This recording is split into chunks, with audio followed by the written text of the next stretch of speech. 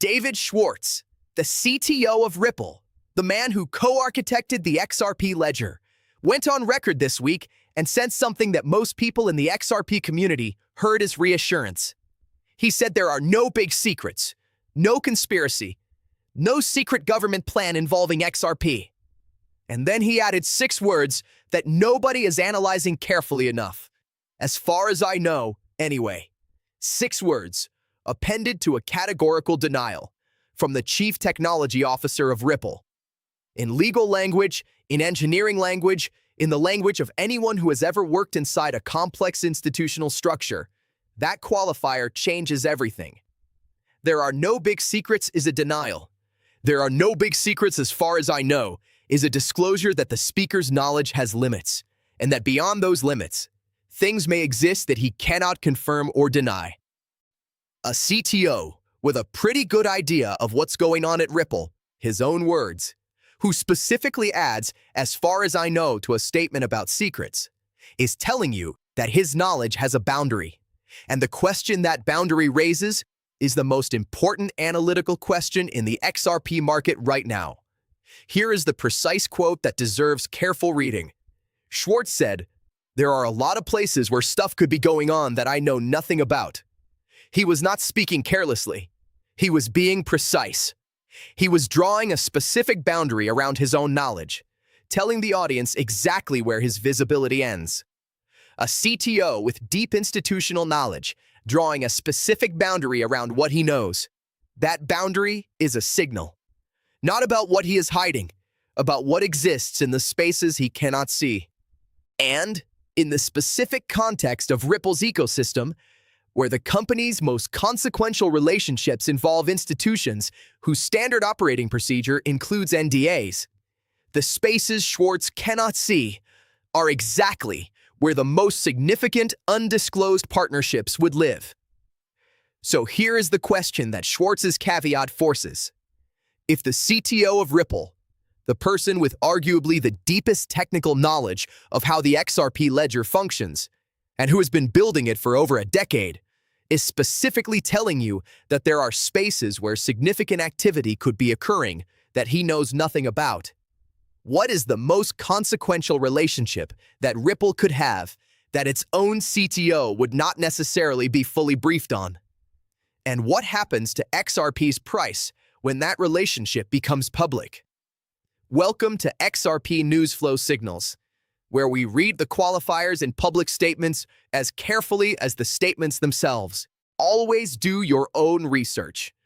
But if you want to understand why David Schwartz's, as far as I know, is more analytically revealing than his categorical denial, and why the repricing math that a veteran trader laid out this week is not speculation but arithmetic, stay with me. We read between the lines, then we back it up with documented data. Let's start with what Schwartz actually said, because the full context is more nuanced than either the no secrets headline or the everything is hidden conspiracy framing. His core statement, NDAs around Ripple's agreements are standard business practice. 99% of what you see is what you get. There is no major conspiracy, no secret government plan that he knows of. He then specifically added, there are a lot of places where stuff could be going on that I know nothing about. And crucially, I have a pretty good idea of what's going on at Ripple. I have a pretty good idea of what's going on at the XRPL Foundation. I have a pretty good idea of what's going on some places. But there are a lot of places where there could be stuff going on that I know nothing about. Schwartz has clear visibility into Ripple, the XRPL Foundation, and some places. He explicitly acknowledges limited visibility into other places. He is not being evasive. He is being architecturally precise about the scope of his knowledge. Now, apply this to the specific institutional relationship that would most plausibly sit in the spaces Schwartz cannot see. Ripple's strategic partnerships with major financial institutions are managed at the executive and commercial level, not at the CTO level. When Ripple signs an agreement with a sovereign wealth fund, a major asset manager, or a central banking partner, those negotiations are conducted by Ripple's CEO, its commercial leadership, and its legal team. The CTO is not typically in the room for commercial partnership negotiations. The relationship that most analysts identify as the potentially most consequential undisclosed Ripple partnership. BlackRock.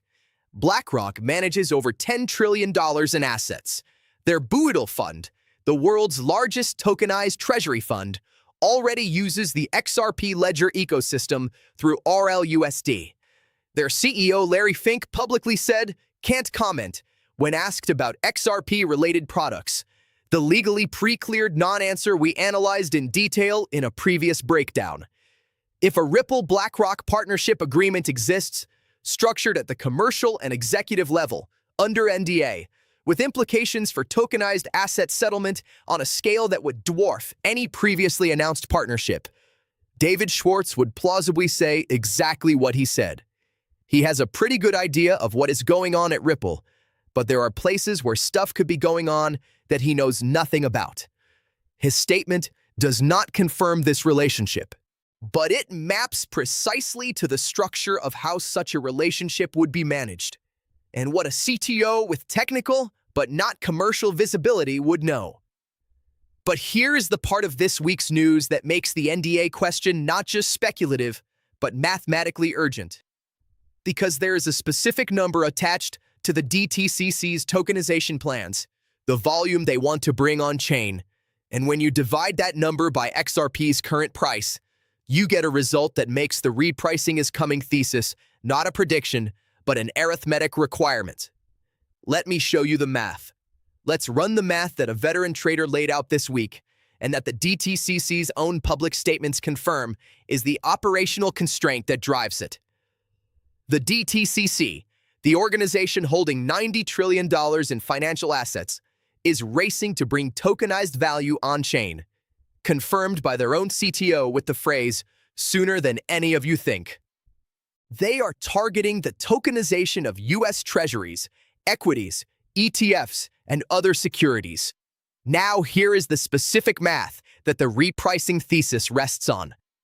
To move $1 billion through the XRP Ledger using XRP as the bridge asset, at a current price of approximately $1.44, you need roughly 694 million XRP tokens as the liquidity bridge during transit.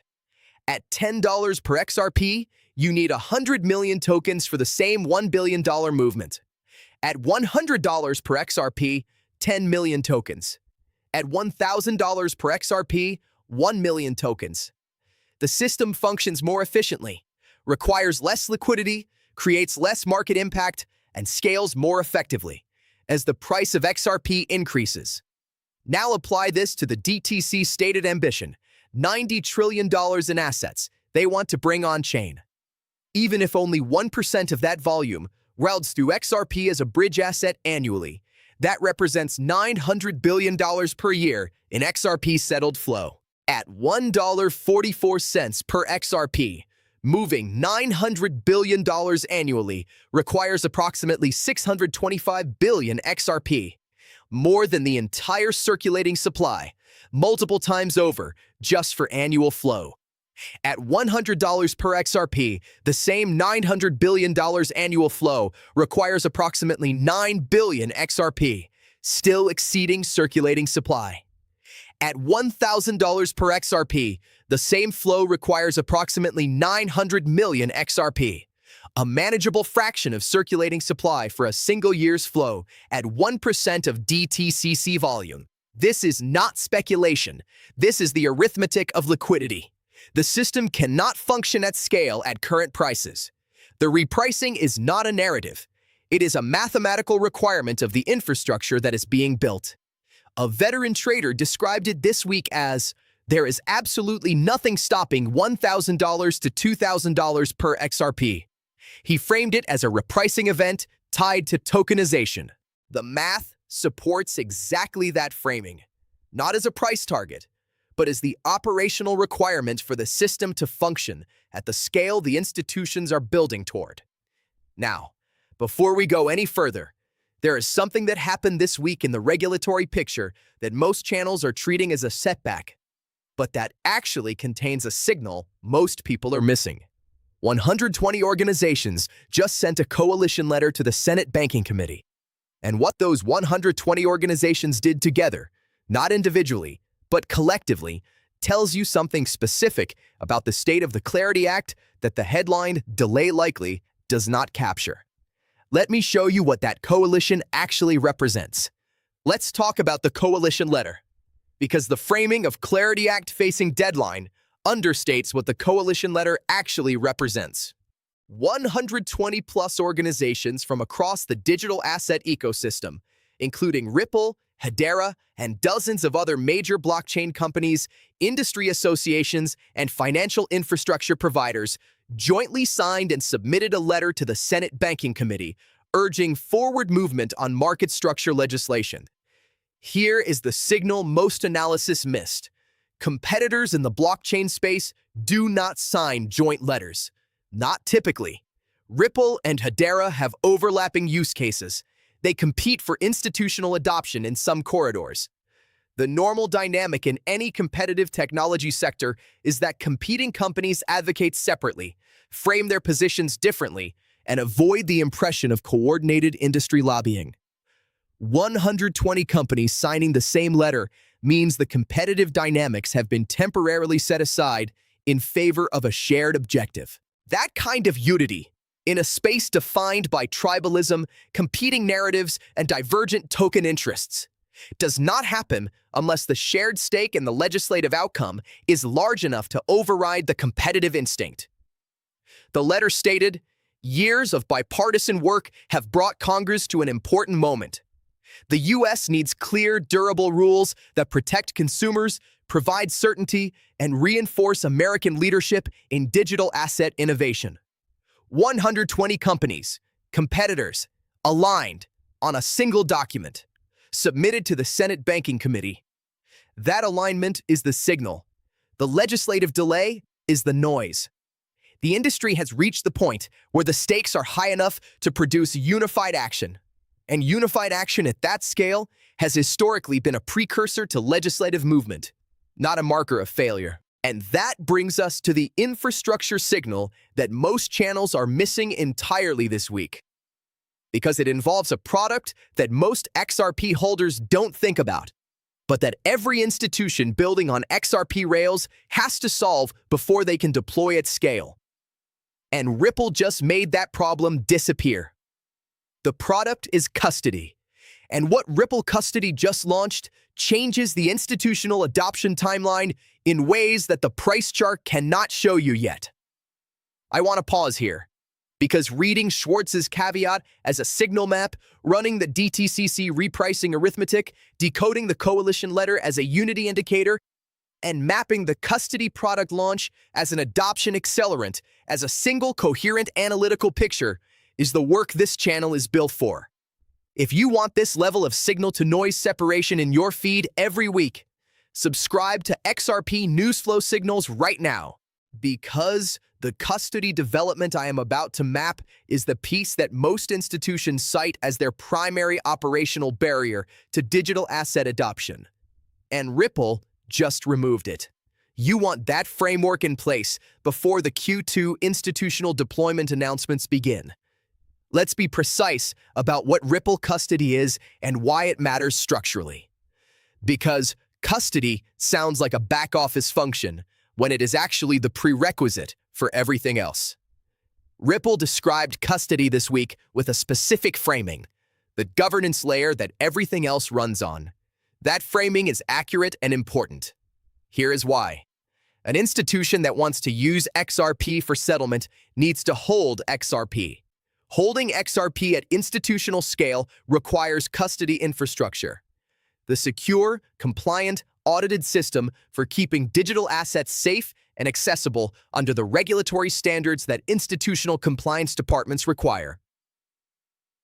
Without institutional-grade custody, an institution cannot hold XRP as collateral, deploy XRP through on-demand liquidity corridors, offer XRP-adjacent products to clients, satisfy the regulatory capital requirements that govern digital asset holdings, The custody requirement has been one of the most cited operational barriers to institutional digital asset adoption. We can see the use case, but we do not have the custody infrastructure to hold it safely and compliantly. Ripple Custody solves this with deep integration of security, compliance, and staking capabilities, reducing the complexity of managing fragmented technology stacks and enabling institutions to deploy faster, operate with regulatory confidence, and scale without rebuilding infrastructure as use cases expand. This is not a product that makes XRP more attractive. It is a product that removes the infrastructure barrier that has been blocking deployment of institutional capital that is already interested in XRP. The adoption bottleneck was not conviction, it was custody. Ripple just removed the bottleneck. Let's map the practical adoption signals this week, because the switches being flipped framing captures something important about where we are in the cycle. Bull Street app posted publicly this week that they are about to flip the switch. XRP integration imminent. One platform, one switch, one announcement. But the language, flip the switch, implies that the integration work is complete and the only remaining action is activation. This is the pattern that institutional adoption actually produces, not gradual, visible development. Completed integration followed by a single moment of activation. The work happens behind the scenes. The switch flip is what the public sees. Bitwise's Matt Haugen is scheduled to speak at XRP Las Vegas. Bitwise, one of the most respected institutional digital asset managers, is publicly associating their leadership with the XRP ecosystem at a flagship community event. That is not a neutral action. Institutional firms do not send senior leadership to events associated with assets they are not actively building exposure to. The symmetrical triangle pattern on XRP's chart has been confirmed by technical analysts, a compressed range between $1.38 and $1.55 that implies a 35% directional move when it breaks. A close above $1.55 targets $1.80. The technical structure is a compressed spring. The fundamental catalyst that releases it is not a chart event. It is the institutional deployment trigger. The DeFi contrast, another exploit this week, $1.25 million in wrapped Bitcoin drained through a custom attack contract. Money continues to leave DeFi at unprecedented scale. The capital that exits DeFi does not exit crypto. It migrates toward regulated, audited, institutional-grade infrastructure. Ripple Custody and the XRP Ledger are the primary destination for that migration. The switches are being flipped, not all at once, one at a time, quietly, until enough of them are on that the accumulated signal becomes impossible to ignore. Let me leave you with the complete analytical picture. David Schwartz said, "There are no big secrets," then added, "as far as I know," and specifically noted that there are spaces where significant activity could be occurring that he has no visibility into. That caveat is a map of where the most consequential undisclosed relationships live. The DTCC repricing math is not a price prediction. It is arithmetic. The system cannot function at DTCC stated tokenization scale with XRP at current prices. The repricing is a mathematical requirement of the infrastructure being built. 120 organizations signed a joint letter to the Senate Banking Committee, including competitors who normally advocate separately. That unity is a signal about the magnitude of the shared stake in the legislative outcome. Ripple Custody removed the institutional deployment bottleneck. The barrier was not conviction, it was custody infrastructure. The barrier is gone. DeFi money is migrating toward regulated infrastructure. Technical structure shows a compressed spring. Bitwise is at XRP Las Vegas. Bull Street is about to flip the switch. The signals are accumulating quietly, one switch at a time, until the accumulated weight of them becomes the event.